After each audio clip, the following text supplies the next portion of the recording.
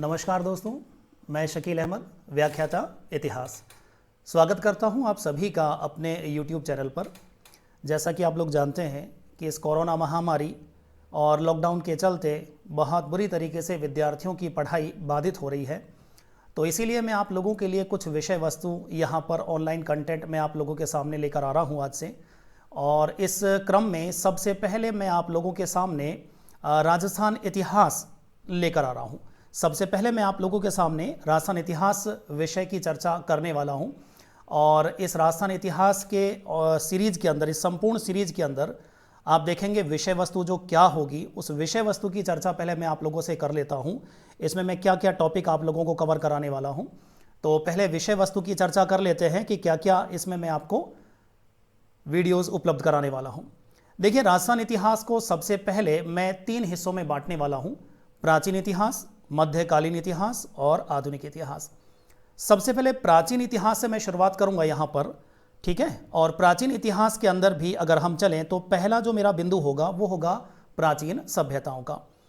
देखिए, जैसा कि आप जानते हैं कि यहाँ पर मनुष्य ने दुनिया में सबसे पहले पत्थर का इस्तेमाल किया था, पत्थर के औजार और हथियारों का प्रयोग किया था। इसीलिए वो सभ्यता हमारी पाषाण युगीन सभ्यता कहलाती है। तो इसलिए प्राचीन सभ्यताओं में सबसे पहले आप लोगों के लिए मैं जो लेकर चलूंगा पाठ्यक्रम में वो होगी पाषाण युगीन संस्कृति, पाषाण युगीन सभ्यता। प्राचीन सभ्यताओं में ही हम पाषाण के बाद बात करेंगे ताम्र युगीन सभ्यताओं की। आप लोगों को मालूम होना चाहिए कि मनुष्य ने सबसे पहले जिस धातु का प्रयोग करना प्रारंभ किया था वो तांबा थी। तो हमारे यहाँ पर पाषाण काल के बाद ताम्रयुगीन सभ्यताओं का इतिहास शुरू होता है। और फिर उसके बाद ताम्रयुगीन सभ्यताओं के बाद मैं आप लोगों के लिए यहाँ पर पढ़ाऊँगा लोह युगीन सभ्यता, ठीक है। तो इस तरीके से यहाँ जो पहला जो हमारा बिंदु होगा प्राचीन इतिहास में, प्राचीन सभ्यताओं का, उसमें 3 प्रकार की सभ्यता मैं पढ़ाने वाला हूँ: पाषाण युगीन सभ्यता, ताम्रयुगीन सभ्यता और लोह युगीन सभ्यता, ठीक है। चलिए, इसके बाद मैं अगला जो बिंदु आप लोगों को लेके चलूँगा ये होगा वैदिक काल का, कि राजस्थान का वैदिक काल में क्या क्या जो है रहा है, उसके बारे में मैं आपसे बात करूंगा। वैदिक काल के बाद एक महाजनपद काल का टॉपिक भी मैं आप लोगों को पढ़ाने वाला हूं कि कौन कौन से जनपद राजस्थान में मौजूद थे, किस किस जनपद की क्या क्या राजधानी थी, उस जनपद का वर्तमान क्षेत्र कौन कौन सा है, इन सभी बिंदुओं पे हम बात करेंगे। महाजनपद काल के बाद मौर्य काल में आप लोगों के सामने लेकर आऊँगा। मौर्य काल जो होगा हमारा, इसमें मैं आपसे बात करूँगा कि किस प्रकार सम्राट अशोक मौर्य जो थे उनका संबंध राजस्थान के साथ रहा है, ठीक है। और उसके अलावा हम चित्तौड़गढ़ और कोटा में भी मौर्य शासकों का उल्लेख पाते हैं 7वीं 8वीं शताब्दी में भी, तो उसकी भी यहाँ पर बात होगी। मौर्य काल के बाद अगला टॉपिक मैं लेकर आऊँगा आपके लिए गुप्त काल, कि यहाँ गुप्त काल में हमारे जैसे कुमार गुप्त एक शासक हुए हैं, उनके सिक्कों का ढेर बयाना से मिलता है, तो ठीक है, उसकी हम चर्चा करेंगे। गुप्तकालीन कुछ मंदिर भी हमारे राजस्थान प्राप्त हुए हैं, उनकी भी हम यहाँ बात करेंगे। गुप्त काल के बाद अगला टॉपिक होगा मेरा हूण आक्रमण। हम देखेंगे यहाँ हूण जाति के लोगों का हमला होगा और उन हमलों के कारण गुप्त साम्राज्य का पतन होगा। और यहाँ हूण शासकों में मुख्यतः तोरमाण और उसके पुत्र मिहिर कुल की हम चर्चा करने वाले हैं, क्योंकि इनका राजस्थान के साथ संबंध रहा है। राजस्थान के संदर्भ में हम मुख्यतः बात करेंगे। फिर हम बात करेंगे हर्षवर्धन काल की। देखा जाए तो यहाँ पे सम्राट हर्षवर्धन के शासनकाल की जो सबसे महत्वपूर्ण घटना राजस्थान के हिसाब से अगर हम देखें तो वो हेनसांग की है। एक चीनी यात्री हेनसांग भारत में आता है सन 629 ईस्वी में, और इस दौरान राजस्थान की भी वो विराटनगर और भीनमाल 2 जगहों की यात्रा करता है, तो हम उसकी चर्चा करेंगे इस बिंदु के अंदर। तो प्राचीन इतिहास में ये सारे आपके टॉपिक मैं आपको पढ़ाने वाला हूँ, ठीक है। तो ये तो हो गया हमारा प्राचीन इतिहास। इस प्राचीन इतिहास के बाद फिर मैं आप लोगों को लेके चलूँगा मध्यकालीन इतिहास पर। देखिए, ये जो मध्यकालीन इतिहास होगा हमारा, इस मध्यकालीन इतिहास के अंदर जो महत्वपूर्ण हमारा जो पहला टॉपिक होगा, देखिए वो क्या होगा हमारा, वो होगा राजपूतों की उत्पत्ति के सिद्धांत। देखिए, सम्राट हर्षवर्धन के शासनकाल तक यानी उसकी मृत्यु तक 7वीं शताब्दी तक हमें राजपूत शब्द का वर्णन इतिहास में नहीं मिलता। सम्राट हर्षवर्धन की मृत्यु के बाद पहली बार हमें राजपूत शब्द मिलता है 7वीं से 12वीं शताब्दी के मध्य। भारत में अनेक राजपूत वंशों का उदय हुआ, जिनमें मुख्य तौर पर आज अगर देखें तो राजपूतों के 36 कुल माने जाते हैं। तो मैं आप लोगों से चर्चा करूंगा सबसे पहले राजपूतों की उत्पत्ति के सिद्धांत की, राजपूतों की उत्पत्ति के सिद्धांत के बारे में कौन कौन से हमारे यहाँ पे मुख्यतः सिद्धांत प्रचलित हैं, कौन इनको विदेशी उत्पत्ति मानता है, कौन कौन इतिहासकार इनकी देशी उत्पत्ति मानता है, वो सारे के सारे जो है सिद्धांत हम पढ़ने वाले हैं। इसके बाद देखिए तो अगला बिंदु हमारा होगा गुर्जर प्रतिहार वंश। देखिए सम्राट हर्षवर्धन की मृत्यु के बाद पूरे उत्तर पश्चिम भारत पर सबसे महत्वपूर्ण शक्तिशाली शक्ति के रूप में उभर कर जो सामने आए थे वो गुर्जर प्रतिहार लोग थे। तो इसलिए शुरुआत सबसे पहले राजपूतों में गुर्जर प्रतिहार वंश से हम करेंगे। गुर्जर प्रतिहारों का जब पतन हो जाता है हमारे यहाँ पे भारत में, तो उसके बाद हम देखेंगे कि चौहान वंश किस तरीके से अपने आप की शक्ति आगे बढ़ाता है। फिर मैं चौहान वंश की बात करूँगा। चौहान वंश के अंतर्गत हम शाकंभरी के चौहान पढ़ेंगे, अजमेर के चौहान पढ़ेंगे, रणथंभौर की चौहान पढ़ेंगे, ठीक है। इसके अलावा कोटा के बूंदी के हाड़ा चौहानों की चर्चा करेंगे, सिरोही के देवड़ा चौहानों की बात मैं आप लोगों से करूंगा, जालौर के सोनगरा चौहान हम पढ़ने वाले हैं, ठीक है। तो सारी जितनी भी चौहानों की शाखाएं थी, नाडोल में एक चौहान शाखा थी, तो इन सभी शाखाओं की हम बात करेंगे। चौहानों के बाद देखें तो अगला आएगा मेवाड़ राजवंश, ठीक है। राजस्थान में आज़ादी के समय सबसे प्राचीनतम रियासत हमारी मेवाड़ होगी, तो मेवाड़ में गुहिल वंश की बात करेंगे और उदयपुर की तो बात होगी ही। उदयपुर के अलावा देखें तो हमारे यहाँ डूंगरपुर, बांसवाड़ा, शाहपुरा, प्रतापगढ़, यहाँ पर भी गुहिल शाखाएं थी। उन तमाम गुहिल शाखाओं की हम यहाँ पर चर्चा करने वाले हैं। मेवाड़ के बाद चलें तो मैं आपको आमेर राजवंश पर लेकर चलूँगा। आमेर का कछवाहा राजवंश होगा, एक बहुत बड़ा इतिहास इन लोगों का है, ये लेकर चलेंगे। आमेर के बाद फिर हम जोधपुर और बीकानेर के राठौड़ों की चर्चा आप लोगों से करेंगे, ठीक है। और इसके बाद चले तो जैसलमेर का भाटी जो रियासत रही है, जैसलमेर के भाटी राजवंश की मैं आपसे बात करूंगा, इसका भी एक इतिहास होगा बड़ा। इसके बाद भरतपुर के जो जाट राजवंश रहा है हम इसकी चर्चा करेंगे। और भरतपुर रियासत के बाद चलें तो अलवर में भी देखिए हमारे यहाँ पे कछवाहा वंश की नरूका शाखा का शासन रहा है, तो अलवर रियासत के इतिहास की चर्चा करेंगे। अलवर रियासत के बाद एक टोंक रियासत, राजस्थान की एकमात्र मुस्लिम रियासत, इसकी मैं आप लोगों से बात करने वाला हूँ, किस तरीके से टोंक रियासत अस्तित्व में आती है। इसके बाद देखिए इसका क्या इतिहास रहता है। और देखिए आज़ादी के समय अगर हम चलें तो राजस्थान में 19 रियासत हुआ करती थी, तो ये 10 तो मुख्य राजवंश में आप लोगों को, या 9 राजवंश ये तो हैं ही खैर। इसके अलावा देखिए महत्वपूर्ण चीज़ होगी, आज़ादी के समय राजस्थान में 19 रियासत थी, तो मैं आप लोगों को सारी की सारी 19 रियासत पढ़ाऊँगा। इनके अलावा एक केंद्र शासित प्रदेश था अजमेर मेरवड़ा, अजमेर मेरवड़ा का इतिहास मैं आप लोगों को लेके चलूँगा। और इसके अलावा देखिए 3 देशी ठिकाने हैं हमारे यहाँ पर, नीमराणा है, लावा है, कुशालगढ़ है। इन तीनों ठिकानों का क्या इतिहास रहा है, तो इसकी मैं आप लोगों से मध्यकालीन इतिहास में चर्चा करने वाला हूँ।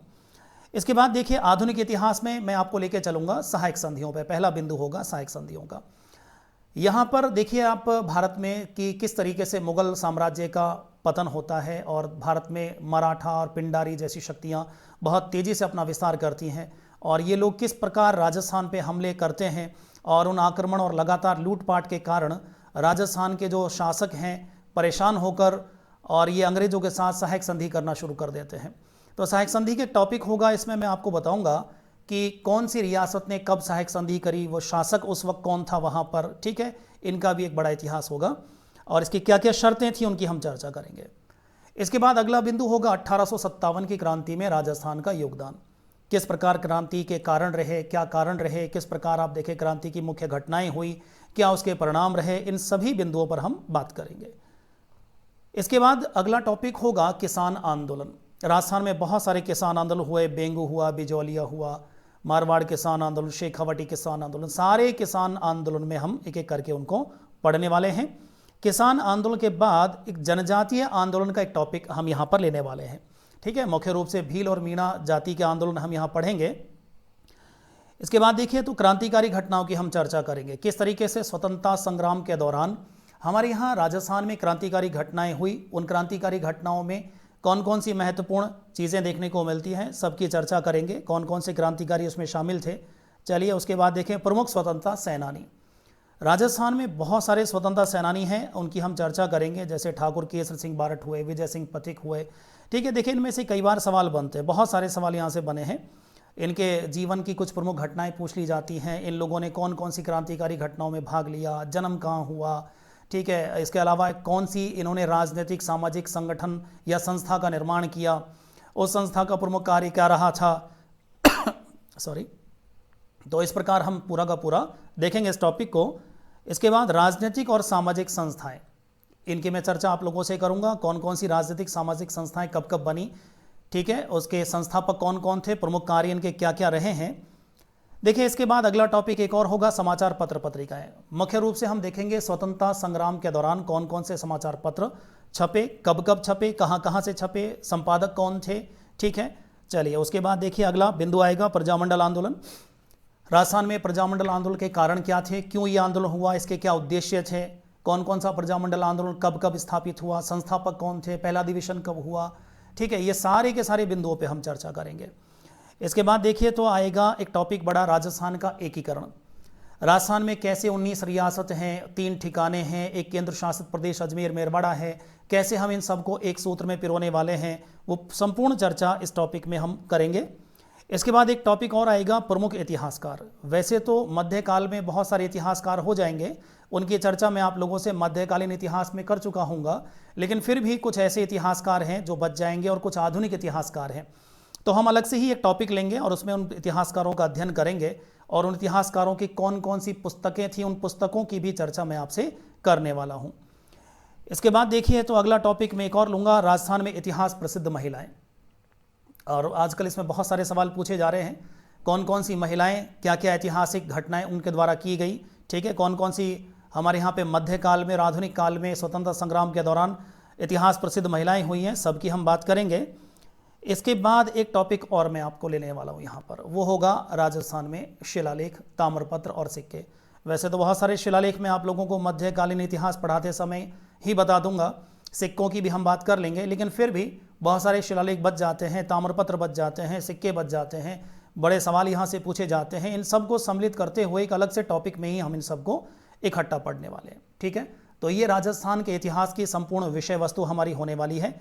इस संपूर्ण विषय वस्तु के अंदर मैं आप लोगों को यकीन दिलाता हूँ कि हमारे कक्षा, चाहे वो 9वीं हो, 10वीं हो, 11वीं 12वीं कक्षा हो, राजस्थान माध्यमिक शिक्षा बोर्ड की जो हमारे यहाँ चलती हैं कक्षाएँ, इसके अलावा कॉलेज के विद्यार्थी होंगे और मुख्य रूप से यहाँ पे जो कंपटीशन की तैयारी कर रहे हैं, ठीक है, उन प्रतियोगी के लिए यह राजस्थान इतिहास की सीरीज़ बहुत ही महत्वपूर्ण होने वाली है, ठीक है। आप इसको रेगुलर पढ़ें और ध्यान रहे कि यहाँ पर एक गड़बड़ जो लोग करते हैं अक्सर, जिन लोगों का ये कहना है कि राजस्थान इतिहास हम लोगों को समझ नहीं आ रहा, समझ इसलिए नहीं आ रहा कि वो इतिहास को उस कालक्रम में जिस तरीके से इतिहास का विकास हुआ है उस तरीके से उसको नहीं पढ़ते हैं।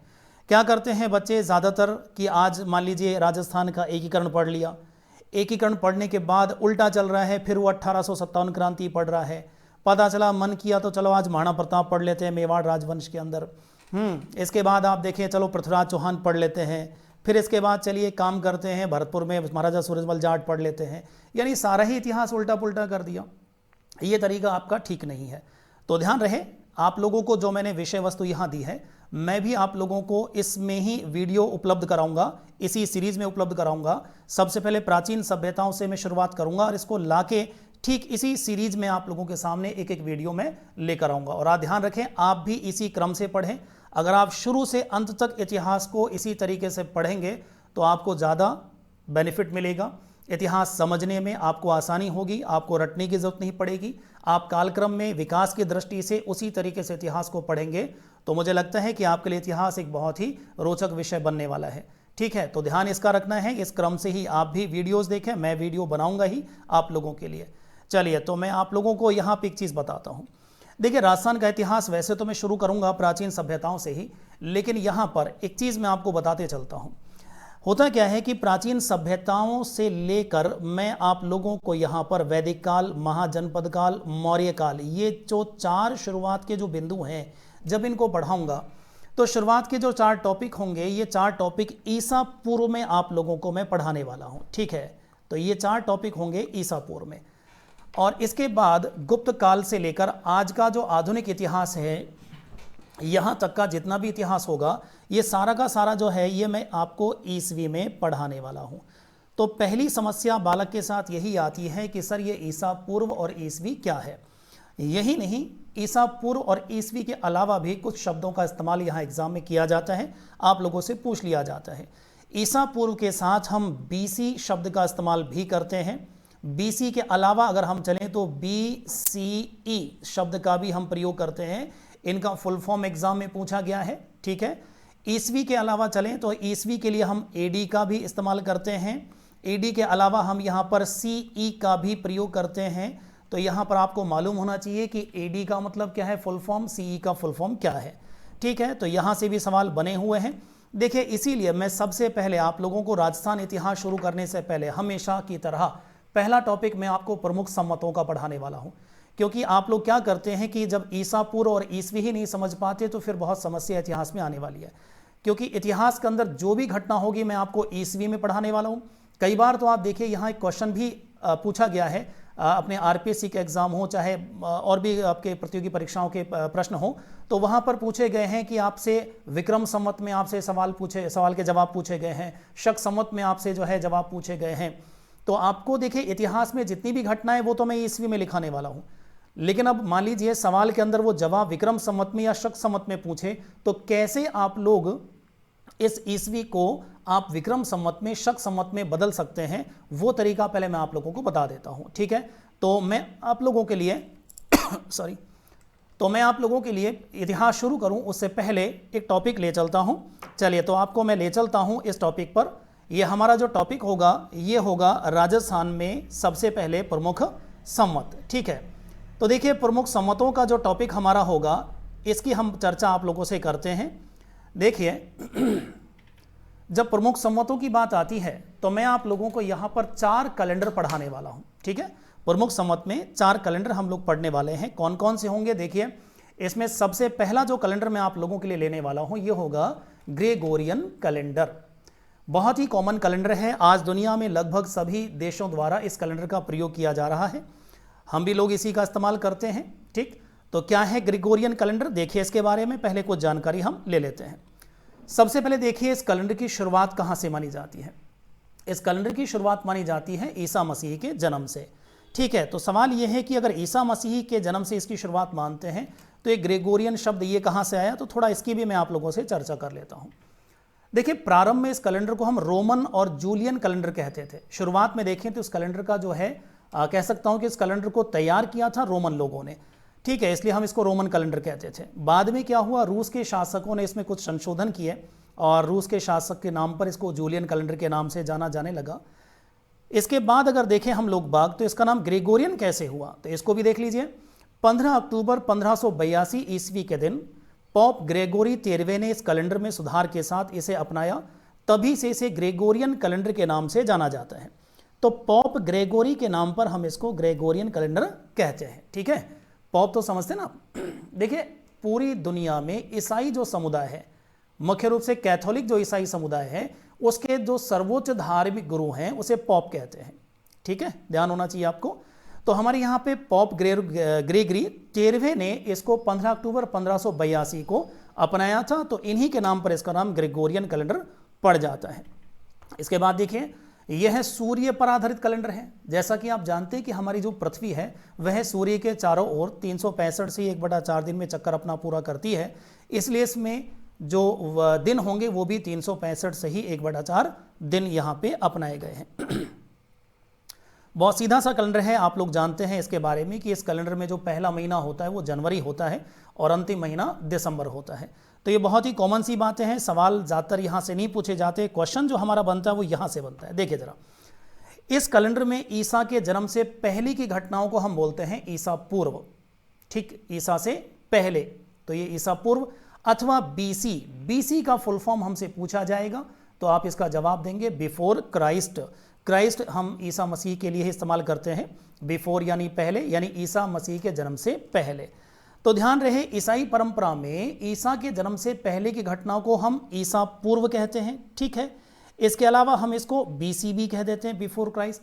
लेकिन ईसाई परंपरा से हटकर बाकी जो लोग हैं, बाकी धर्म के जो लोग थे, वो इसको ईसा पूर्व और बीसी के बजाय बोलते हैं बीसीई, और बीसीई का फुल फॉर्म हो जाएगा बिफोर कॉमन एरा।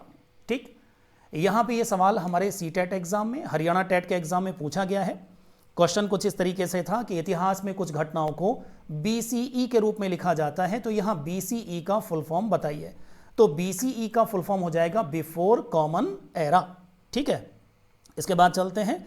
तो ईसा के जन्म के बाद की घटनाओं को हम बोलते हैं ईसवी। ईसा के नाम पर क्या बोलते हैं? ईसवी। ठीक है। और अगर आप कोई इंग्लिश मीडियम की किताब पढ़ रहे होते हैं तो फिर आपको एक शब्द मिलेगा एडी। एडी जो है ये लैटिन भाषा का शब्द है। एडी का फुल फॉर्म होता है एनो डोमिनी। एनो का मतलब होता है पवित्र। एनो का मतलब तो क्या होता है? पवित्र। और डोमिनी का मतलब होता है वर्ष। तो यहाँ लैटिन भाषा का शब्द है एनो डोमिनी, जिसका अर्थ होता है पवित्र वर्ष। यानी ईसाई परंपरा में ईसा मसीह के जन्म के बाद के जो वर्ष हैं उन्हें क्या माना जाता है? पवित्र वर्ष माना जाता है। ठीक है। लेकिन बात वही आती है, जो ईसाई लोगों से अलग हैं, गैर ईसाई जो लोग हैं, वो यहां पर ईसवी और एडी के बजाय वो सीई शब्द का प्रयोग करते हैं इतिहास में। ठीक है। तो यहां सीई का मतलब हो जाता है कॉमन एरा। तो यहां पे आप लोगों को ध्यान रखना है, अक्सर लोग यहां पे एडी को जानते हैं लेकिन सीई के बारे में जानकारी बहुत कम लोगों को रहती है। तो ध्यान रहे, ईसा के जन्म से पहले घटनाएं ईसा पूर्व, बीसी बिफोर क्राइस्ट। ठीक है। इसके अलावा बीसीई बिफोर कॉमन एरा, और ईसा के जन्म के बाद की घटनाओं को हम बोलते हैं ईसवी, एडी और सीई यानी कॉमन एरा। ठीक है। चलिए आगे बढ़ते हैं। यहां पर देखिए, इसके बाद मैं आप लोगों को यहां थोड़ा सा मैं आपको समझा देता हूं एक बार ग्रेगोरियन कैलेंडर के बारे में, कुछ और जानकारी मैं आपको देना चाहता हूं ताकि आप लोगों को अच्छे से ये बात समझ में और आ जाए। देखिए, जैसे आज हम लोग चलते हैं तो आज यहाँ मान लीजिए जैसे एक वर्ष की बात करते हैं, कोई आपसे ये पूछे कि आज कौन सा वर्ष चल रहा है, तो हमारा जो जवाब होता है जनरली हम क्या कहेंगे कि भाई आज 2020 ईस्वी चल रहा है, यही कहेंगे। तो देखिए, हम कहते हैं कि आज 2020 ईस्वी चल रहा है। ठीक है। तो सीधी सी बात है, अगर 2020 चल रहा है तो गिनती कभी 1 से शुरू हुई होगी ना। चलिए तो थोड़ा पीछे चलते हैं, इतिहास में आपको लेके चलते हैं। जैसे 2019 है, 2018 है, 2017 है, इस तरीके से आपको इतिहास में पीछे लेके चलते हैं। ठीक है। यहाँ लेके चलते हैं, ये आ गया 1। यहाँ पर आपने 1 से शुरुआत की, 1 के बाद हमने 2 माना, 3 माना, 4 माना, और इस तरीके से आज हो गया है 2020। अब सवाल यह है कि आपने 1 यहाँ से जो शुरुआत की तो कोई तो बड़ी ऐतिहासिक घटना यहाँ पे हुई होगी ना। तो देखिए यहाँ पर क्या हुआ, यहाँ पर हुआ था ईसा मसीह का जन्म। तो जिस वर्ष ईसा मसीह का जन्म हुआ है उस वर्ष को हमने आधार मान लिया, 1 मान लिया, और यहाँ पर 1 से लेकर आज 2020 तक ये जितने भी वर्ष हैं, इन तमाम वर्षों को ईसा के नाम पर हम क्या बोलते हैं? ईसवी बोलते हैं। इंग्लिश में आप एडी कह दीजिए, सीई कह दीजिए, कॉमन एरा कह दीजिए। ठीक। दूसरी बात, ईसा मसीह से पहले का जो समय है, देखिए उसको हम कैसे ज्ञात करें? तो आधार तो हमने यहाँ पे किसको मान लिया है? ईसा मसीह के जन्म को। तो ईसा मसीह से जब चलते हैं पहले तो हमें लिखना होगा 2 ईसा पूर्व, 3 ईसा पूर्व, 4 ईसा पूर्व, इस तरीके से हमें कैलेंडर उल्टा लेके चलना पड़ता है। अगर हम यहाँ बात करें तो इतिहास में देखिए कुछ घटनाएं होंगी, तो मैं उनकी बात आपसे करता हूँ, महत्वपूर्ण घटनाओं की आपसे बात करता हूँ, क्योंकि कई बार आप यहाँ पे पढ़ते हैं ईसा पूर्व की इन घटनाओं को, तो आप लोगों को जानकारी होना बहुत ही ज़रूरी है। तो देखिए इसमें मैं आपको बताता हूँ, जैसे आज मान लीजिए हम बात कर रहे हैं 2020 की, तो थोड़ा पीछे चलते हैं। यहाँ पर ये आपका 1 यहाँ पे हमने मालूम कर लिया, 1 आ गया। 1 से पीछे चलते हैं हम लोग बाग। ठीक है। तो ईसा का यहाँ पे जन्म हुआ है, ईसा मसीह का जन्म। ठीक। अब इसे पीछे चलते हैं, जैसे मैं आपको चलता हूँ यहाँ पर लेकर, जैसे 261 ईसा पूर्व। 261 ईसा पूर्व में आप देखें बहुत ही बड़ी ऐतिहासिक घटना हम पढ़ते हैं, सम्राट अशोक ने कलिंग पर हमला किया था। ठीक है। इसके अलावा चलें, जैसे कि एक बड़ी ऐतिहासिक घटना है 326 ईसा पूर्व। 326 ईसा पूर्व में सिकंदर ने भारत पर हमला किया था। तो ये घटना क्या है? ये ईसा मसीह के जन्म से पहले की है। ठीक है। यानी ईसा मसीह के जन्म से 261 साल पहले अशोक ने कलिंग पर हमला किया। 326 ईसा पूर्व, ईसा के जन्म से 326 साल पहले सिकंदर ने भारत पर हमला किया था। इसी तरीके से अगर हम पीछे चलें तो यहाँ पे ले सकते हैं जैसे 2500 ईसा पूर्व। तो 2500 ईसा पूर्व की जब आप बात करते हैं तो हम जैसे बात करते हैं सिंधु घाटी सभ्यता की, तो सिंधु घाटी सभ्यता के अंदर हम बात करते हैं कि भाई आज सिंधु घाटी सभ्यता का समय क्या था। तो सिंधु घाटी सभ्यता वो ईसा के जन्म से भी 2500 साल पहले लगभग हमारे यहाँ पर मौजूद थी। ठीक है।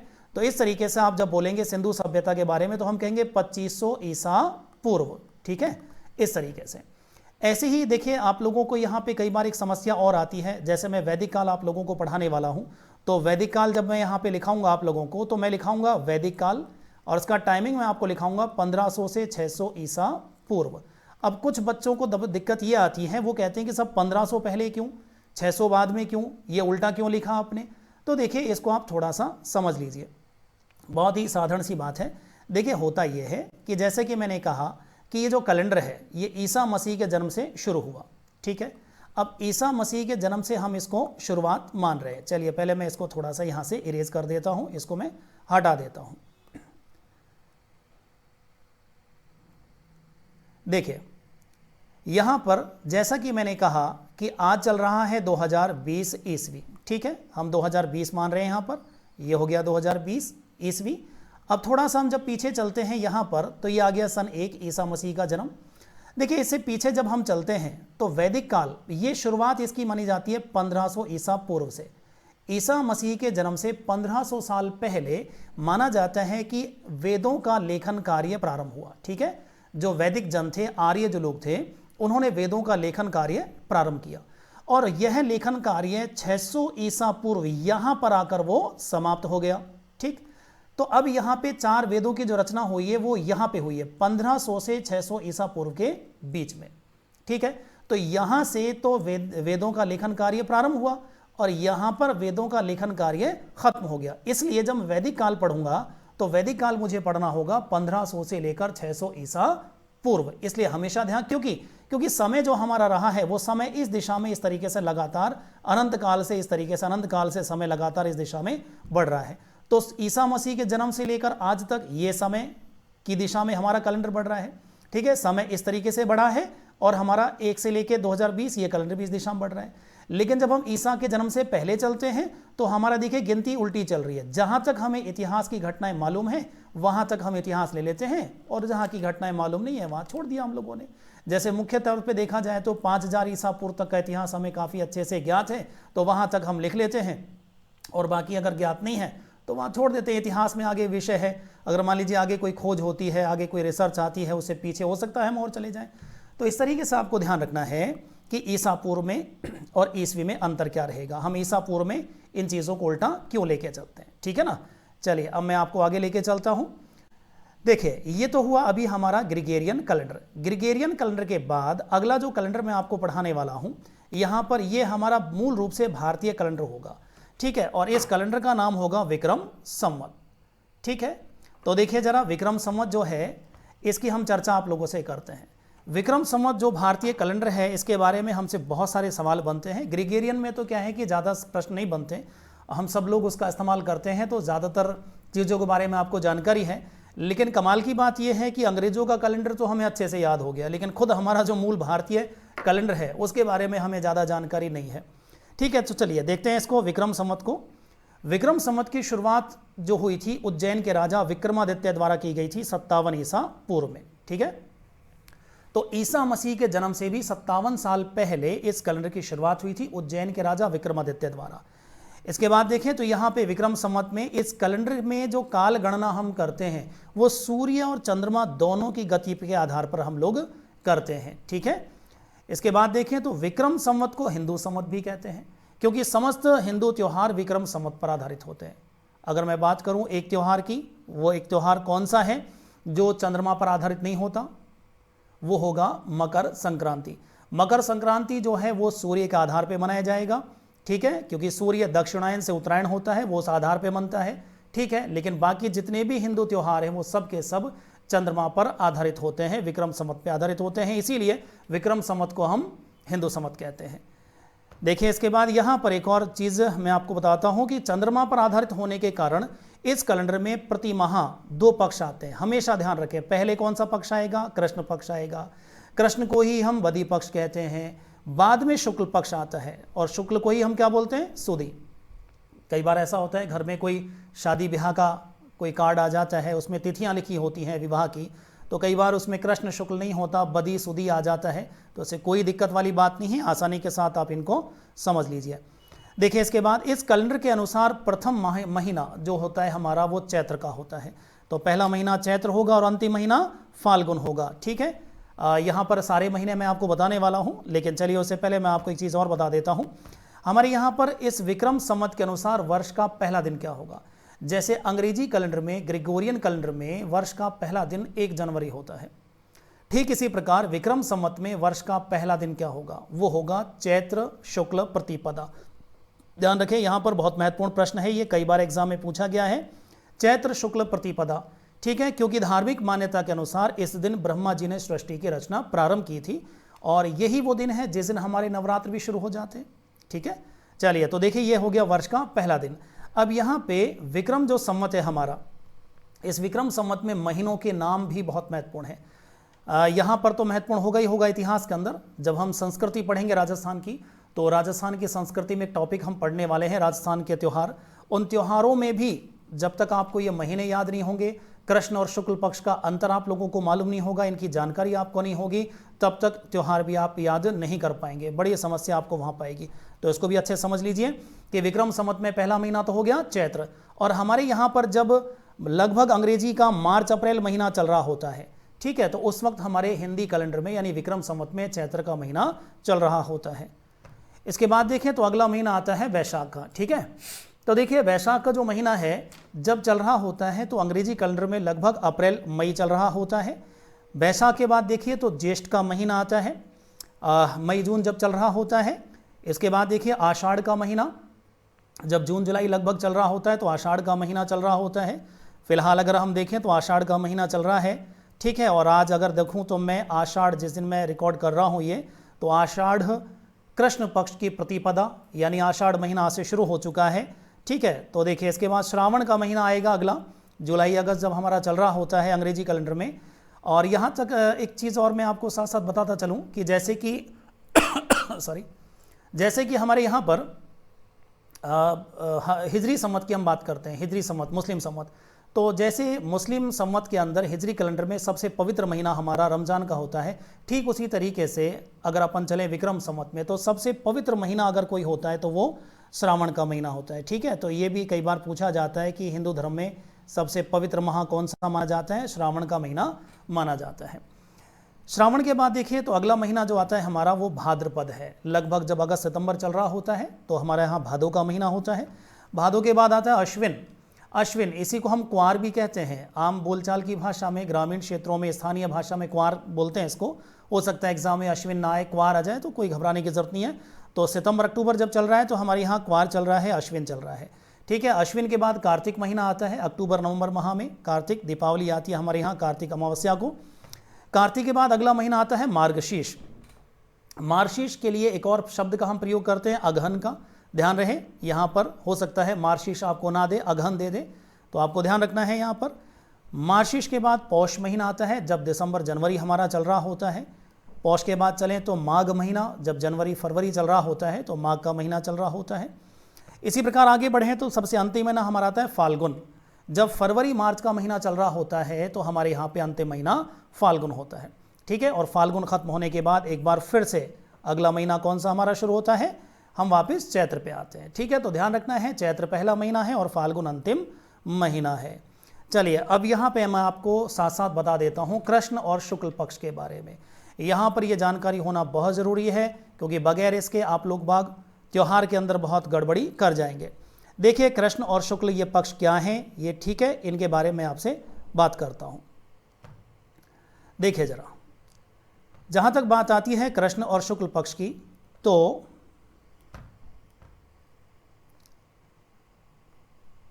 एक सेकेंड रुकिए जरा।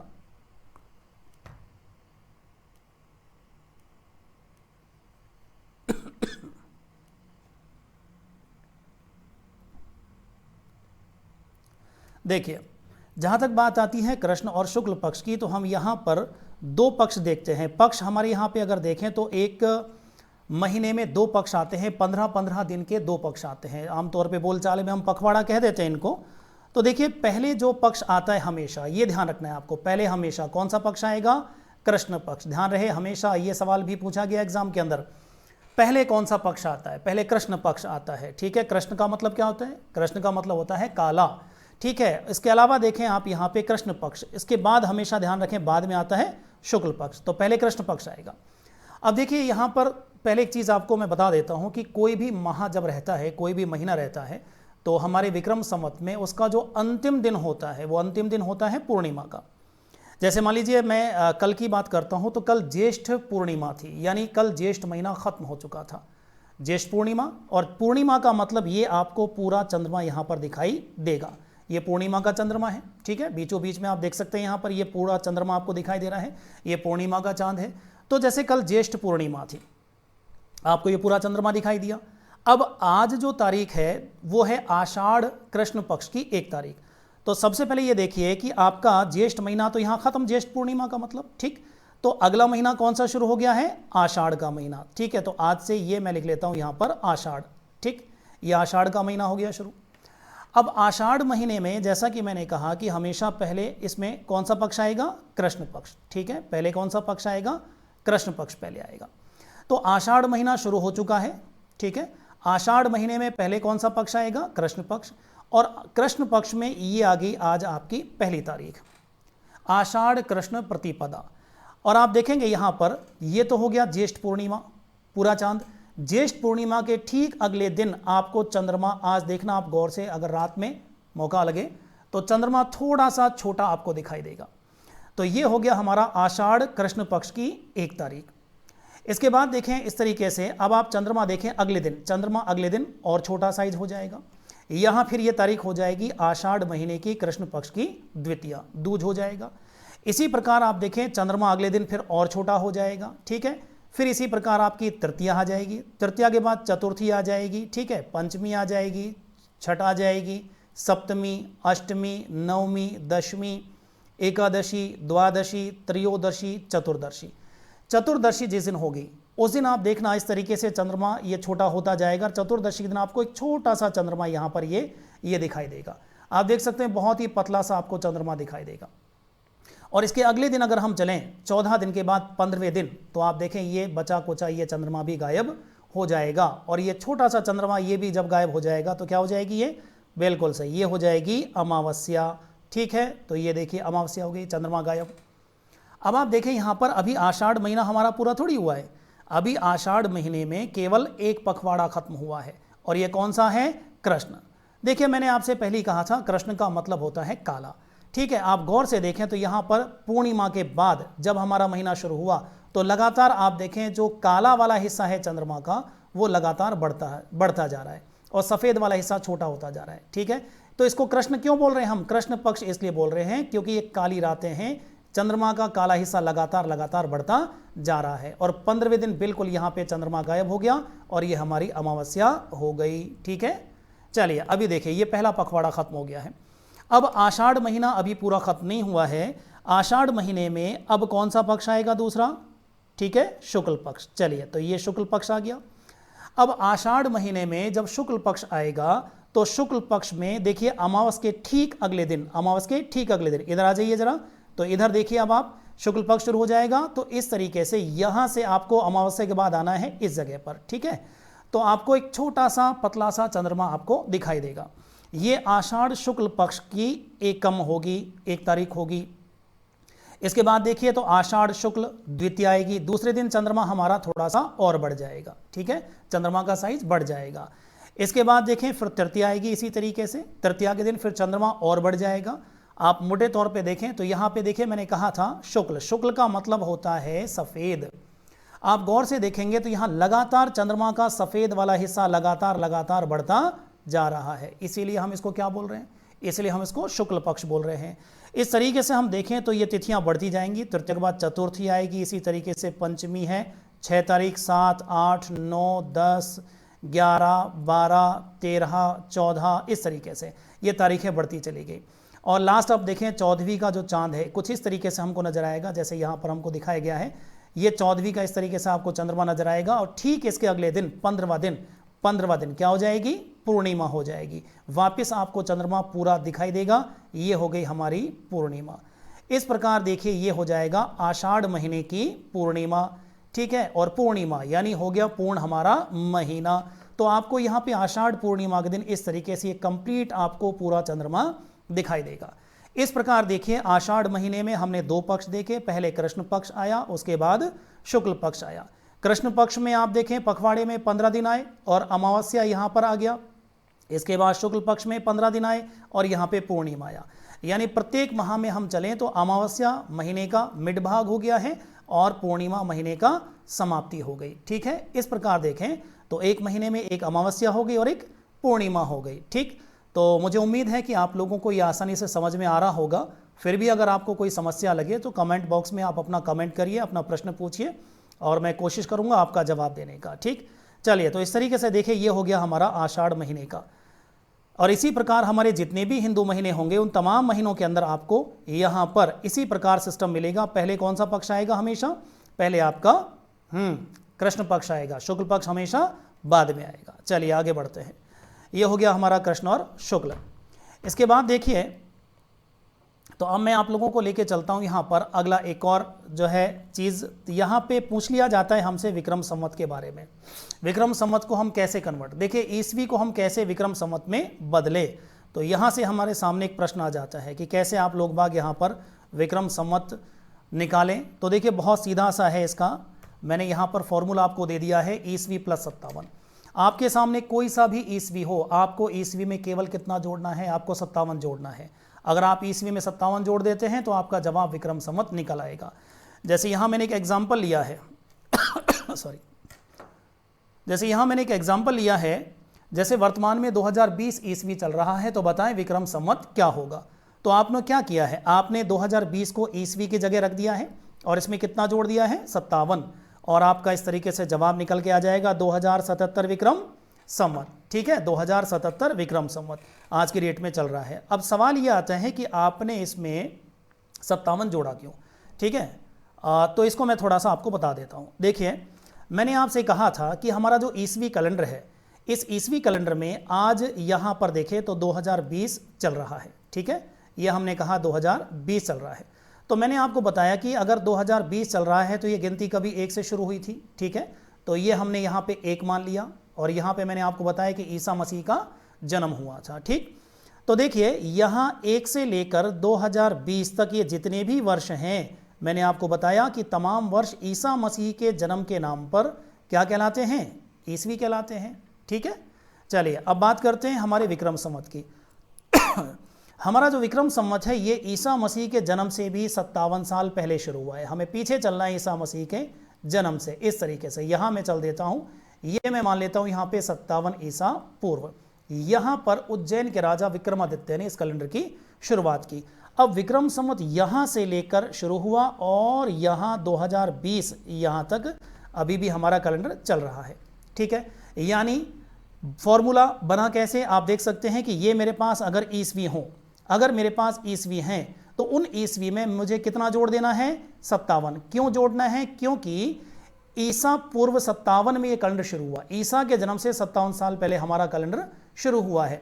तो मेरे पास अगर कोई सा भी ईस्वी है तो उस ईस्वी में अगर मैं ये 57 वर्ष प्लस कर देता हूं तो मैं क्या निकाल दूंगा? अपना विक्रम संवत। अब आप कोई सा भी एग्जाम्पल ले लीजिए, कोई सा भी प्रश्न ले लीजिए।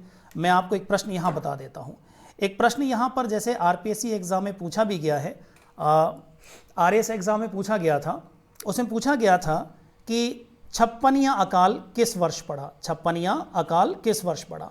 तो आप देखिए हम आपको बताएंगे कि छप्पनिया अकाल पड़ा था, ठीक है, छप्पनिया अकाल पड़ा था 1899 ईस्वी के अंदर। अब बालक ये देखते हैं कि यहाँ तो 56 नाम की तो कोई चीज़ ही नहीं है।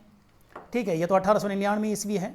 तो देखिए विक्रम संवत जो है 1956 में अकाल पड़ा था। अगर आपको ये जानकारी हो कि 1899 ईस्वी में 56 अकाल पड़ा तो अब आप इसको विक्रम संवत में बदल लीजिए, बहुत आसानी से आपका जवाब आ जाएगा। आपको करना क्या है, जैसा कि मैंने फॉर्मूला बताया आपको, विक्रम संवत बराबर ईस्वी प्लस 57। आपको क्या करना है, आपको 1899 ईस्वी में कितना जोड़ देना है? 57 जोड़ देना है और आपका जवाब आ जाएगा विक्रम संवत 1956। तो जब विक्रम संवत 1956 चल रहा था उस साल ईस्वी में 1899 चल रहा था। हमारे जो बड़े बुजुर्ग हैं वो लोग बाग पहले विक्रम संवत का ही इस्तेमाल करते थे। ये अंग्रेजी कैलेंडर तो बहुत बाद में आप देखें, आप हम लोग इसको जानने लगे हैं। तो 1899 ईस्वी की हम बात चल रही है, तो हमारे बुजुर्ग लोग बाग उस वक्त देखें तो विक्रम संवत कैलेंडर का ज़्यादातर इस्तेमाल करते थे। तो वो लोग अपने हिसाब से देखें तो विक्रम संवत को मान रहे थे। तो विक्रम संवत 1956 था, ईस्वी में देखें तो 1899 चल रहा था। ठीक इसी प्रकार एक प्रश्न मैं आपको और बता देता हूँ। एक प्रश्न यहाँ पर, और ये भी आरएस एग्जाम में, प्री एग्जाम में ही पूछा गया है, और उसमें खेजड़ली हत्याकांड आपसे पूछा गया। एग्जाम के अंदर पूछा गया है कि खेजड़ली हत्याकांड कब हुआ, ठीक है, इस तरीके से आपसे प्रश्न उसने किया। अब देखिए खेजड़ली हत्याकांड जो है हम आपको लिखाएंगे, ये घटना हुई थी सन 1730 ईस्वी में, ठीक है। इसका पूरा इतिहास मैं आपको जोधपुर के अंदर बताने वाला हूँ, क्योंकि यह घटना जोधपुर रियासत से संबंधित है, जोधपुर के महाराजा अभय सिंह के शासनकाल की घटना है। तो अभी मैं थोड़ा सा इसके बारे में बता रहा हूँ केवल, लेकिन पूरी घटना की चर्चा मैं आपसे जोधपुर रियासत के इतिहास में करने वाला हूँ।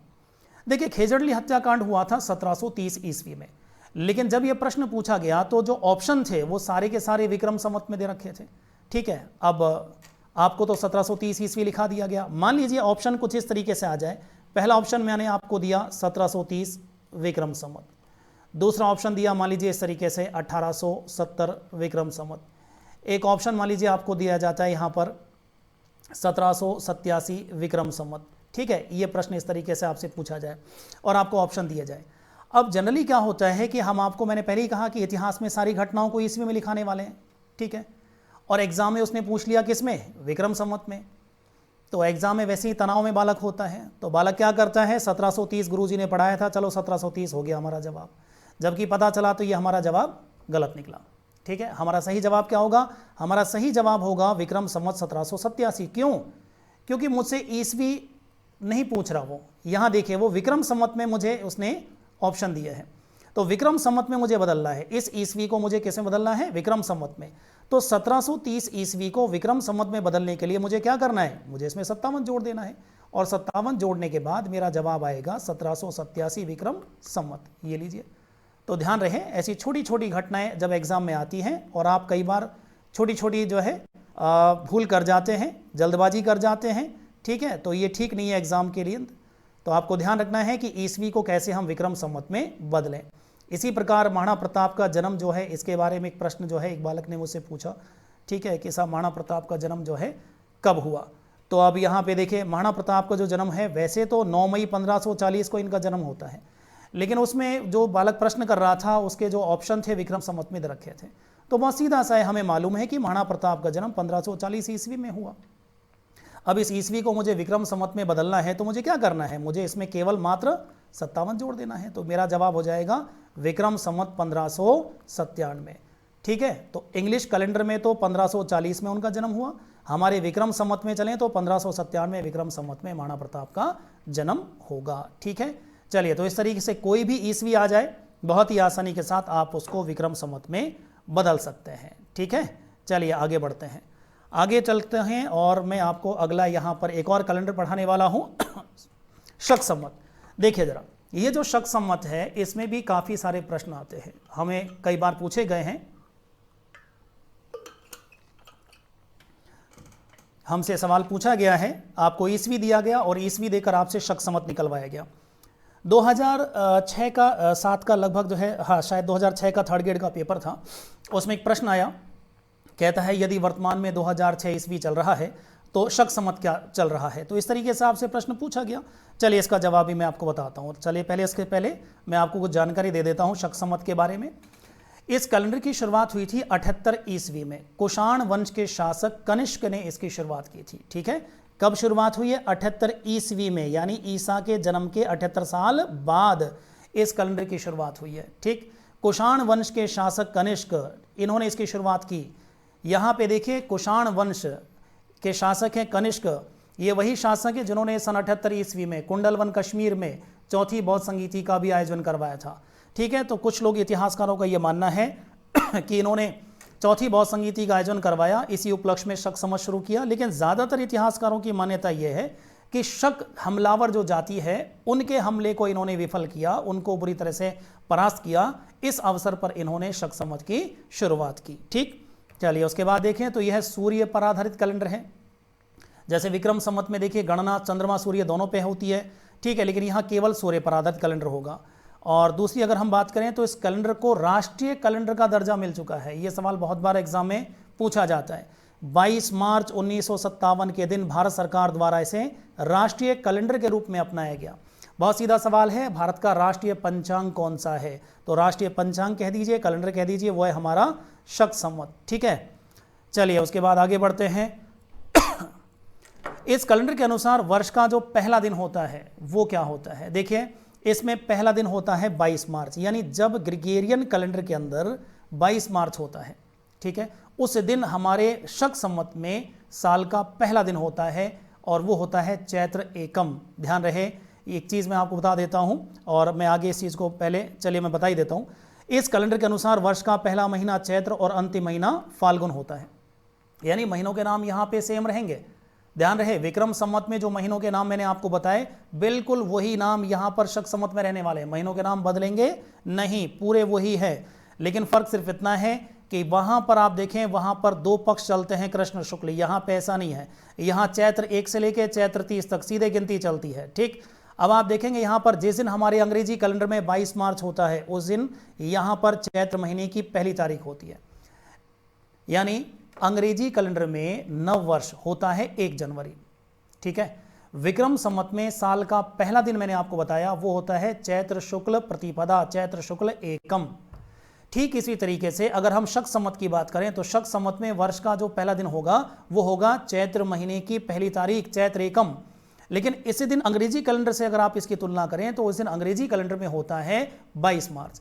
लेकिन यहाँ एक चीज़ मैंने और जोड़ दी है, इसको भी थोड़ा आपको ध्यान रखना है। जब अधिवर्ष हो, अधिवर्ष जिसको हम अंग्रेजी में लीप ईयर कहते हैं, ठीक है, लीप ईयर समझते हैं, जिस साल फरवरी में 29 दिन होते हैं उस साल को हम हिंदी में अधिवर्ष कहते हैं, इंग्लिश में लीप ईयर कहते हैं। ठीक है, तो जिस साल अधिवर्ष होता है उस साल ये कैलेंडर एक दिन पहले स्टार्ट हो जाता है, 21 मार्च से शुरुआत इसकी हो जाती है। ठीक है, जैसे उदाहरण के लिए इस साल 2020 की अगर हम बात करें तो लीप ईयर चल रहा है इस साल। अगर आप इस साल की बात करें तो फरवरी साल 29 दिन की रही है, यानी इसका मतलब ये हुआ कि सन 2020 में जो शक संवत का पहला दिन था वो क्या था, वो 21 मार्च था। ठीक है, इस तरीके से आप देखिए जितने कैलेंडर होंगे उतने ही नव वर्ष भी होंगे, सबके अलग अलग होंगे।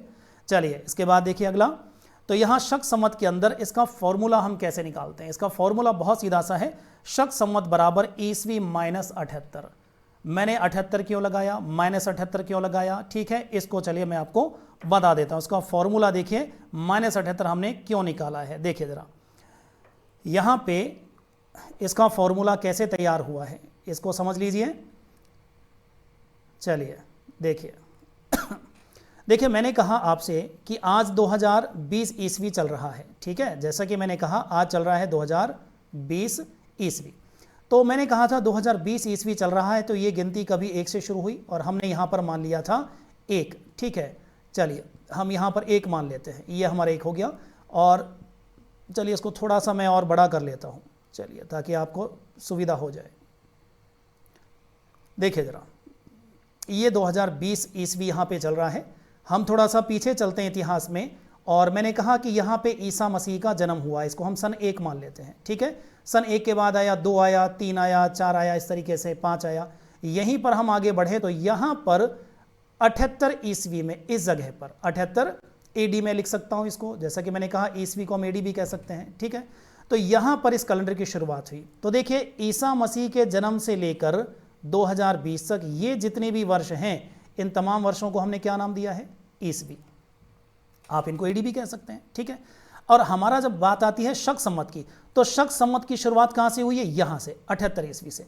यानी 78 ईस्वी के बाद से लेकर 2020 ईस्वी के बीच के ये जो वर्ष रहे हैं, ये जितने भी वर्ष हैं, ये सब के सब क्या हैं, ये शक संवत है।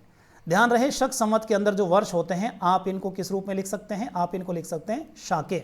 ठीक है, अब आप देखिए यहाँ पर अगर मान लीजिए मेरे पास कोई ईस्वी दिए रखा है, ये मान लीजिए कोई भी ईस्वी है, उस ईस्वी को देने के बाद मुझसे अगर कोई शक संवत पूछे तो मुझे करना क्या है, उस ईस्वी में से ये 78 वर्ष मुझे निकाल देने हैं, ये 78 वर्ष मुझे निकाल देने हैं, तो बाकी बचा क्या, ये सारे के सारे बचे शक संवत। ठीक है, तो फॉर्मूला बहुत सीधा हो जाता है, इसका फॉर्मूला हो जाता है ईस्वी माइनस 78। ठीक है, अब आप देखिए यहाँ पे इसका एक एग्जाम्पल हम ले लेते हैं। इसका एग्जाम्पल है, यदि वर्तमान में 2020 ईस्वी चल रहा है तो फिर हमारा शक संवत क्या होगा, तो आपको ईस्वी में से क्या घटाना है, 78 घटाना है। तो 2020 ईस्वी चल रहा है, आप इसमें से 78 माइनस करिए, आपका जवाब क्या आएगा आपका जवाब आएगा 1942 शाके। ठीक है, तो आज की डेट में अगर हम चलें तो अंग्रेजी कैलेंडर में हमारा जो चल रहा है समय वो है 2020 ईस्वी। विक्रम संवत में चल रहा है 2077 विक्रम संवत। और शक संवत में अगर हम चलें तो 1942 शाके। ठीक है, तो 3 कैलेंडर यहां पर मैंने आपको बताए। इसके बाद देखिए, इन तीनों कैलेंडर को मैंने एक फॉर्मूले में आपस में जोड़ दिया है। कई बार ऐसा होता है कि कुछ सवाल इस तरीके से पूछ लिए जाते हैं, आपको विक्रम संवत देकर शक संवत निकलवाता है डायरेक्ट, या शक संवत देकर विक्रम संवत सीधे सीधे पूछ लेता है। ठीक है, तो आपका किसी भी प्रकार का कोई प्रश्न हो तो तीनों फॉर्मूलों को मैंने एक साथ इसमें जोड़ रखा है। अब आपका कोई प्रश्न इससे बाहर नहीं जाएगा। ठीक है, जैसे आप देखिए यहाँ पर इन सब चीज़ों को मैंने जोड़ा। जैसे उदाहरण के लिए मैं आपको फिर से बता देता हूँ, मैंने सबसे पहले ईस्वी लिया। ठीक है, ये देखिए ईस्वी मैंने लिया। अब ईस्वी देकर मुझसे अगर कोई विक्रम संवत पूछता है, तो मुझे ईस्वी देकर कोई विक्रम संवत पूछता है तो मैं ईस्वी में कितने जोड़ देता हूँ? 57। 57 जोड़ने के बाद मैं कहाँ पहुँच जाऊँगा? मैं विक्रम संवत पे पहुँच जाऊँगा।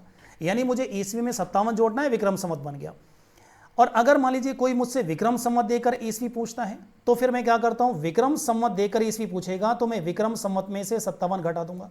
57 घटाने के बाद मैं क्या आ जाऊँगा? मैं ईस्वी पहुँच जाऊँगा। ठीक है, चलिए इसी तरीके से अगर मान लीजिए आपको ईस्वी दिया गया और ईस्वी देकर कोई आपसे शक संवत निकलवा रहा है, तो उसके लिए आपको क्या करना है?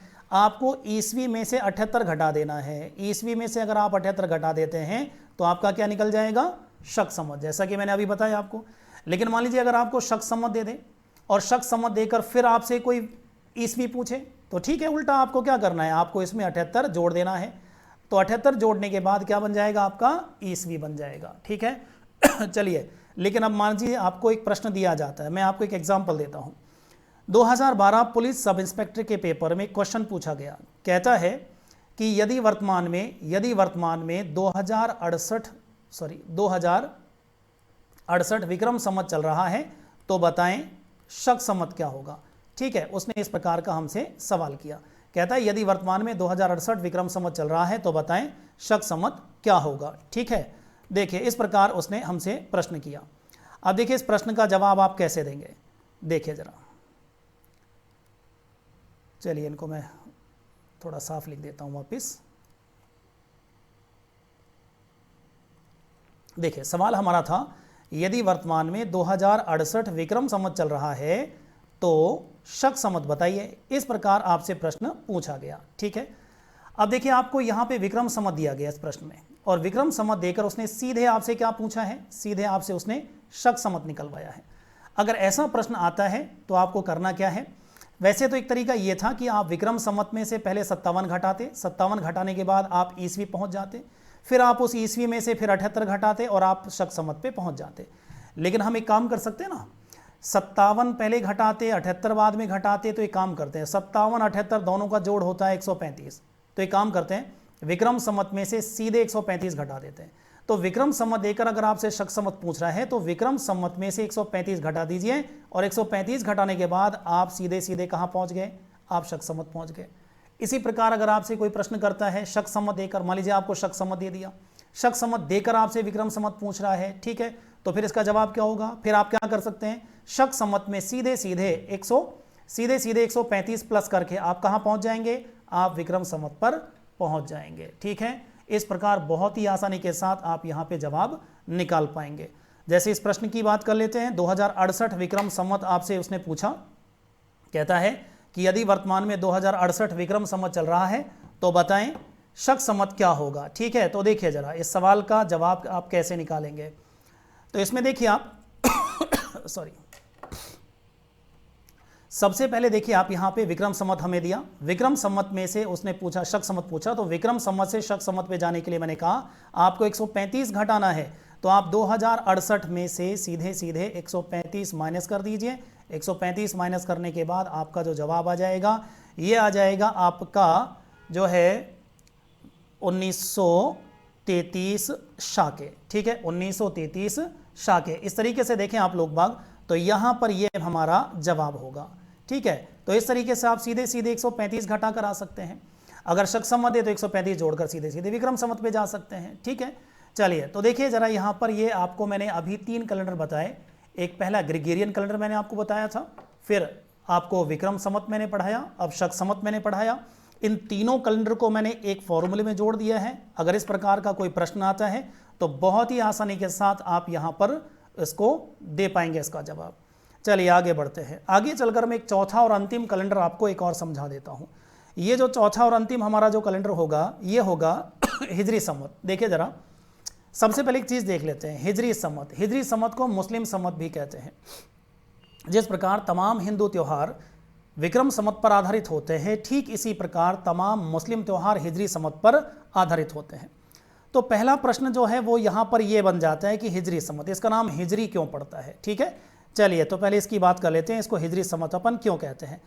ठीक है, देखिए होता क्या है कि यहाँ पर एक शब्द आता है अरबी भाषा का हिजरत, जिसका हिंदी में मतलब निकलता है प्रस्थान। तो हिजरत शब्द से निकलकर शब्द आया है हिजरी। तो इसकी शुरुआत हम कहाँ से मानते हैं, तो देखिए इसकी शुरुआत मानी जाती है 16 जुलाई 622 ईस्वी। 16 जुलाई 622 ईस्वी में इस कैलेंडर की शुरुआत हुई थी।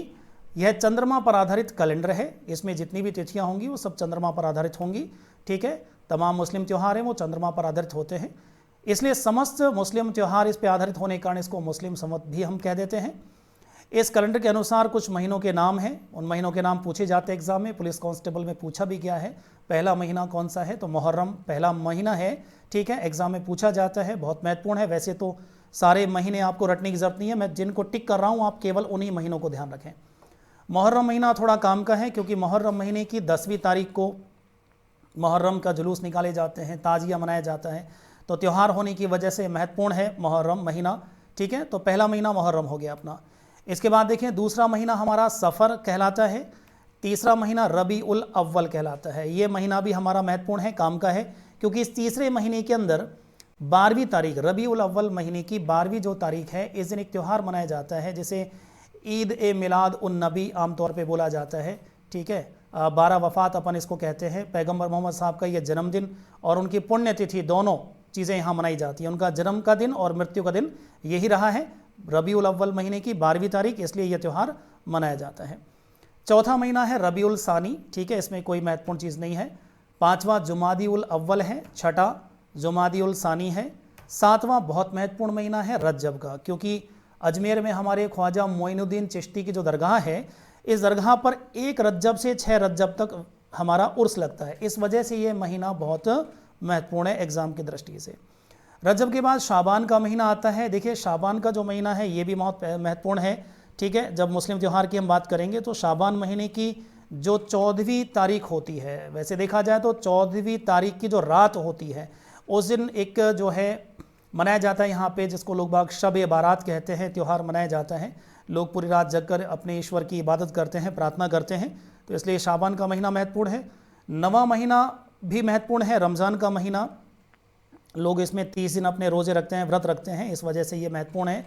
जैसे ही रमज़ान का महीना ख़त्म होता है वैसे ही फिर उसके बाद अगला दिन आता है, महीना आता है शव्वाल का महीना। रमज़ान के 30 रोज़े रखने के बाद रमज़ान महीना ख़त्म होते ही अगले दिन शव्वाल महीने की जो पहली तारीख है, इस दिन एक त्यौहार बनता है जिसे हम बोलते हैं ईद उल फित्र। ठीक है, ईद उल फित्र इसको बोलते हैं या ईद उल फितर बोलते हैं। आमतौर पे सामान्य बोलचाल की भाषा में मीठी ईद अपन कह देते हैं इसको। तो ये एग्ज़ाम में पूछा गया है कि ईद का त्यौहार जो है किस महीने में आता है, शव्वाल महीने की पहली तारीख को। ठीक है, और एक चीज़ मैं आपको फिर बता दूं, यहाँ पर मैंने आपको पहले बता दिया था, हिजरी सम्मत में सबसे पवित्र महीना जो है वो रमज़ान का महीना माना जाता है। जैसे मैंने आपको कहा कि विक्रम सम्मत में सबसे पवित्र महीना हमारा श्रावण का महीना है, ठीक इसी प्रकार हिजरी सम्मत में सबसे पवित्र महीना रमज़ान है। चलिए, तो शव्वाल के बाद अगला महीना जिलकाद आता है। ये कोई महत्वपूर्ण नहीं रहेगा आपके लिए। जिलहिज 12वां महीना, ये महत्वपूर्ण है क्योंकि 12वां महीना जो जिलहिज है, यहाँ पर अगला जो त्यौहार आता है ईद उल जुहा। ठीक है, ईद उल जुहा ये त्यौहार आता है, ईद उल जुहा।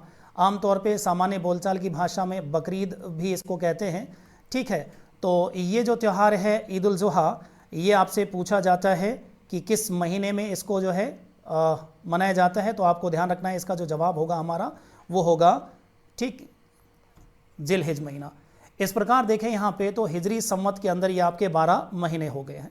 अब यहाँ पे हिजरी सम्मत जो है, इसके अंदर मैं आपको एक चीज़ और बता देता हूँ कि हिजरी जो है ये शब्द, इसके बारे में आपको बता रहा था। तो देखिए ज़रा, यहाँ एक शहर है, इस शहर का नाम मक्का शहर है। ये सऊदी अरब में एक शहर है मक्का, और सऊदी अरब में ही एक दूसरा शहर है मदीना। ठीक है, तो होता क्या है कि जो इस्लाम धर्म के प्रवर्तक हैं, पैगंबर मोहम्मद साहब, उनका जन्म मक्का में हुआ था। और जब उन्होंने इस्लाम धर्म का प्रचार करना शुरू किया मक्का से, तो काफ़ी सारे लोग उनके जो है जान के दुश्मन हो गए, उनकी हत्या करने का प्रयत्न करने लगे। तो सन 622 ईस्वी में, तारीख मैंने आपको पहले ही बता दी, 16 जुलाई 622 ईस्वी के दिन उन्होंने मक्का शहर छोड़ा, और मक्का शहर छोड़कर वो कहाँ चले गए? मदीना चले गए। ठीक है, ये तारीख मैंने बताई 16 जुलाई थी, और जो ईस्वी था वो हमारा वो था 622 ईस्वी। ठीक है, तो अब यहाँ पे देखिए, हम कहते हैं मक्का से मदीना की ओर चले गए। अब हिंदी में हम इसके लिए एक शब्द इस्तेमाल करेंगे, प्रस्थान। ठीक है, कि मक्का से मदीना उन्होंने प्रस्थान किया। लेकिन अब ये तो सऊदी अरब है जहाँ पे मक्का मदीना शहर है, तो यहाँ अरब देश में अरबी भाषा बोली जाती है, और अरबी भाषा में प्रस्थान के लिए जो शब्द इस्तेमाल किया जाता है वो एक शब्द है हिजरत। यानी मैं कह सकता हूँ कि 622 ईस्वी में मक्का से मदीना उन्होंने क्या की? हिजरत की। ठीक है, तो जिस वर्ष उन्होंने मक्का से मदीना हिजरत की, प्रस्थान किया, यहीं से हिजरत शब्द से एक शब्द निकल कर आया है, हिजरी। ठीक है, तो इस प्रकार आप देखें यहाँ पर हिजरी संवत की शुरुआत हुई। चलिए, तो इसके बाद अब मैं यहाँ पे आपको एक चीज़ और बता देता हूँ, हिजरी संवत का फॉर्मूला क्या होता है, आप हिजरी संवत कैसे निकाल सकते हैं। ठीक है, इसके बारे में आपको जानकारी देता हूँ। इसका फॉर्मूला बहुत सीधा सा है। देखिए, आपको ईस्वी माइनस 622 ब्रैकेट में आपको इसको बंद रखना है, फिर आपको गुणा करना है इसको 33 से, और उसमें भाग लगाना है 32 का। इस प्रकार आपका जो है जवाब निकल सकता है। मैंने एक एग्जाम्पल के लिए आपको यहाँ पे दे दिया है छोटा सा। यदि वर्तमान में 2020 ईस्वी चल रहा है तो हिजरी संवत आप कैसे निकालें? आप 2020 ईस्वी में से पहले 622 घटा लेंगे, जो भी आएगा उसको 33 से गुणा करेंगे, फिर जो आएगा उसको 32 का भाग लगाएंगे, और इस प्रकार आपके पास जवाब आ जाएगा 1441 हिजरी। इसका सॉल्यूशन भी मैंने आपको यहाँ पे दिया है, इसको आप देख सकते हैं। 2020 में से आपने 622 घटाया, 1398 आया, फिर उसको 33 से मैंने गुणा किया, 46,134 आया, फिर उसमें 32 का भाग लगाया, और इस प्रकार आपके पास जवाब आ जाएगा 1441 हिजरी। ठीक है, इस तरीके से आप इसका जवाब दे सकते हैं। तो देखिए, ये मैंने आप लोगों को अभी जो है पढ़ाया था एक चैप्टर पहला, ये था राजस्थान का। एक तो मैंने इसमें विषय वस्तु आप लोगों को बताई कि हम राजस्थान इतिहास की सीरीज में क्या क्या विषय वस्तु आपको पढ़ाने वाले हैं। ठीक है, और दूसरा मैंने एक छोटा सा टॉपिक आपके लिए लिया है, पहला प्रमुख संवतों का, जिसमें मैंने 4 कैलेंडर आपको पढ़ाए हैं, ग्रिगोरियन कैलेंडर, विक्रम संवत, शक संवत और हिजरी संवत। तो मैं उम्मीद करता हूं कि आप लोगों को कैलेंडर अच्छे से समझ में आ गया होगा। फिर भी अगर आपको कोई समस्या आती है तो कमेंट बॉक्स में आप जो है अपना प्रश्न डाल दीजिए, और मैं कोशिश करूंगा आपके प्रश्न का मैं जवाब दे पाऊँ। तो इसके बाद ये तो मैंने कहा कि इतिहास पढ़ाने से पहले हमेशा मैं ये 4 कैलेंडर पढ़ाता हूँ। इसके बाद अब हम राजस्थान का इतिहास शुरू कर सकते हैं। ठीक है, और मैं राजस्थान के इतिहास में, जैसा कि मैंने पहले ही कहा कि पहला हमारा टॉपिक होगा प्राचीन सभ्यताओं का। प्राचीन सभ्यताओं में भी शुरुआत मैंने आपसे पहले कह दी थी, मैं सारी विषय वस्तु आपको समझा चुका हूँ। पहला बिंदु हमारा होगा पाषाण युगीन सभ्यताओं का। ठीक है, इसके बाद फिर ताम्रगीन सभ्यताओं की बात करेंगे, फिर लोहीगीन सभ्यताओं की बात करेंगे। सारा विषय वस्तु मैंने बता ही दिया है, उस क्रम से ही मैं आपको लगातार वीडियोज़ आपको उपलब्ध कराता रहूँगा। लेकिन आप भी कोशिश करें, जो मैंने आपको विषय वस्तु बताई है, सिलेबस बताया है, उसके अकॉर्डिंग जैसे मैं वीडियो बना रहा हूँ, आप भी उस क्रम में देखेंगे तो आपको इतिहास सीखने में, समझने में आसानी होगी।